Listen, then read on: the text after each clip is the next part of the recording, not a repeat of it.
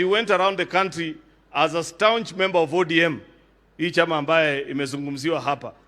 And these people of Homa Bay voted for ODM to the last man. It is courtesy of their votes that you formed government, became Minister for Agriculture, and that became the platform upon which the people of Kenya knew of your abilities.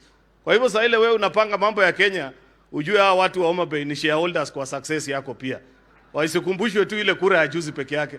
They made a contribution. Mimi nilikuwa nasema hivyo so that also Raymond knows, because Raymond is a Christian.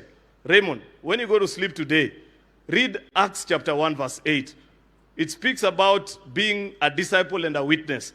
Na inasema unaanzia Judea to Samaria before you go to the rest of the world.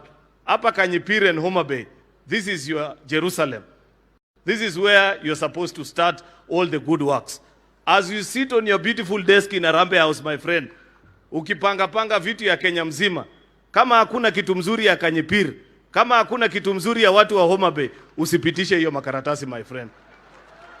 Unanisikia vizuri Raymond? I give you permission because sisi ndio tuna oversight kama bunge. Tukikuja tuambiwe hii vitu ilikuwa inatoka opina, ni kama Raymond aliweka mkono mzito kidogo ikaelekea Homa Bay. Kwani iko makosa gani? Si kila mtu kuna pahali ametoka, kama mnasema aje watu wa Homa Bay. Kesho saa ile wanaandika polisi, wewe gawa hakikisha imeenda Kenya, lakini pia ikuje baka hapa Kanyipiri. Jaza askari wa polisi hapa baka mtu akifikiria kwenda maandamano anastuka peke yake. Sababu kijiji mzima imejaa polisi. Ama mnasemaje? Si ni hivyo? Kwa hivyo Raymond, that's why I have come. Unajua Your Excellency, pole nimetetea watu wa Homa Bay sana.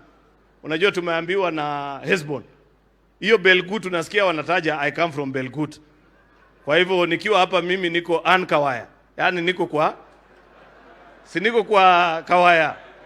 Si ndio? Kwa hivyo wacha hao ni cousins wangu, wacha niwatetee kidogo. These are one people. We will live together. Hii challenge ambayo iko hapa ya siasa kidogo, hii ni mambo ya wadosi tunapigana huko juu tu kidogo. But as a people, even that challenge ambayo tuko naye pale